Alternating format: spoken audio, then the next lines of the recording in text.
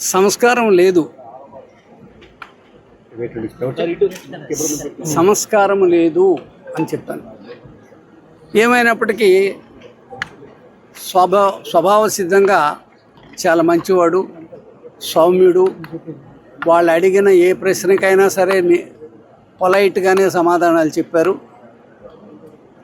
అంతా అయిపోయింది. అది నిన్న రాత్రి 10 గంటలకు రిమాండ్కి తెస్తాం, 9కి అన్నారు, 10 అన్నారు, 11 అన్నారు, 4 అన్నారు, 3 అన్నారు, చివరికి ఈరోజు 5కి తెచ్చారు.